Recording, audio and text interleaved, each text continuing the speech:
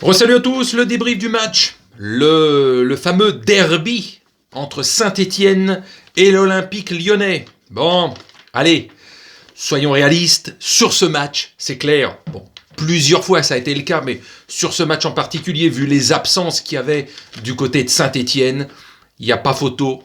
Lyon était largement le plus fort. La manita. 5 buts, 5 buts. Alors à chaque fois, Saint-Étienne a très bien joué les 10 premières minutes de chaque mi-temps. Les 10 premières minutes, ils étaient là, ils étaient présents, ils étaient pressants. Et puis après, pendant une demi-heure, 35 minutes, ils ont été dominés, baladés par le rouleau compresseur, l'Olympique lyonnais. Alors tout a commencé dès la première minute avec cette énorme occasion, au bout de, je vous dis, 55 secondes, ce contre, entre guillemets, et le centre et le tir d'un Stéphanois, je ne sais plus, je me rappelle plus du nom du joueur, qui rase le poteau à 10 cm du poteau, droit du but. Et ça, c'est dès la première minute de jeu.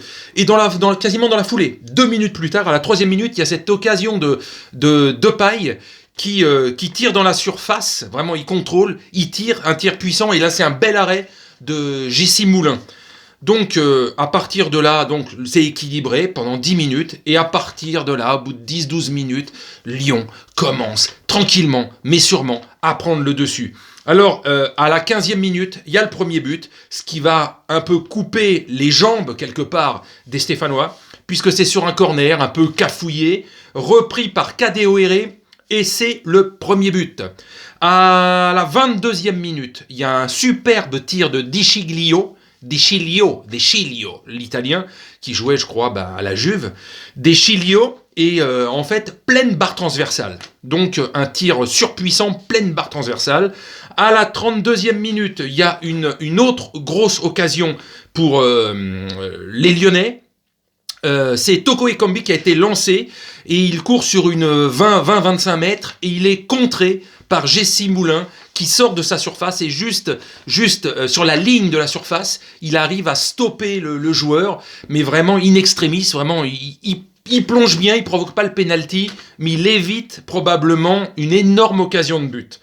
Et à la 35e minute, sur un coup franc à peu près à 30 mètres des buts, côté droit du terrain, il y a un tir de 30 mètres, pleine surface. Et là, Marcelo, avec son 1m90, il saute plus haut que tout le monde.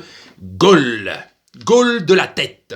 Et donc, cela fait 2-0. 2-0 à la mi-temps. Le score est logique, je veux dire, à part les 10 premières minutes où ils ont tenu tête.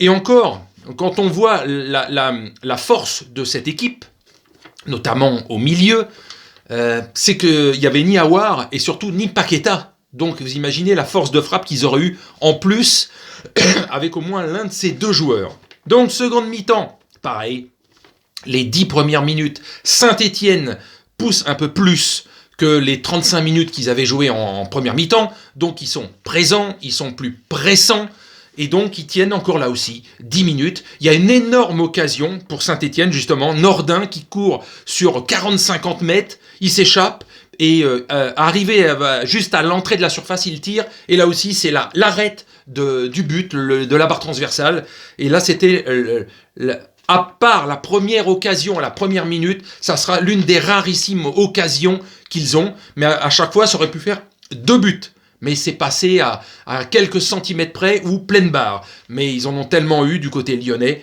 À la 59e, un nouveau coup franc, par contre, de l'autre côté du but, mais à peu près la même chose, à une trentaine de mètres du but. C'est d'ailleurs la réflexion qu'on a vue quand on voit l'action. On se dit, en fait, on a l'impression qu'on a juste déplacé la caméra, mais c'est le même endroit, de l'autre côté, 30 mètres, boum, tir, qui va dans la surface et qui reprend de la tête avec son 1m90. Et ben oui, le petit père Marcelo qui marque donc son doublé. 68e minute, un contre de Depay qui se retourne, qui lance Kadewere, qui passe plutôt à Kadewere, et Kadewere arrive dans la surface, il a le temps de contrôler, de tirer, et lui aussi, il va de son doublé, 4-0. Et on finit par un énième, dès qu'il y avait corner ou coup franc, Saint-Étienne était à la ramasse, malheureusement, Et donc 82e minute, un nouveau coup franc, tiré par Depay, très bien tiré, mais voilà, une tête de Bouanga qui veut dégager, mais il la tire un petit peu par derrière, toujours vers l'arrière du crâne, et il trompe son gardien, qui encore sauvera 2-3 minutes plus tard d'une énorme occasion de Toko Ekambi, qui va tirer en essayant d'enrouler le but, et le gardien va vraiment sauver vraiment d'un arrêt assez énorme, lui qui est vraiment décrié comme n'étant pas un très très grand gardien de but. Résumé de ce match, et en plus il y a encore 2-3 autres occasions, bon enfin, résumé de ce match, c'était plaisant à voir, Lyon était le plus fort, c'est clair et net, Lyon revient à la 3e place du podium, derrière les deux leaders à 45 points que sont le PSG et Lille. Donc avec 43 points, nous avons dorénavant l'Olympique Lyonnais. Et après, des équipes qui sont en forme derrière, les Monaco, Rennes qui a calé, etc. Et Marseille, qui depuis 15 jours est en très très grande difficulté. Bon, voilà, encore une belle soirée, là, un beau match, agréable à voir. J'aurais pu faire le débrief aussi du Barça, j'aurais pu faire le débrief de la victoire en coupe de Manchester United, mais bon, là j'ai vu juste les résumés de ces matchs-là parce que je pouvais pas être partout. Mais ça a été encore relativement mou du bulbe et compliqué avec ou sans Messi pour le Barça. Encore Dembélé qui est l'un des rares à se dépatouiller de tout ça et d'essayer de faire des choses.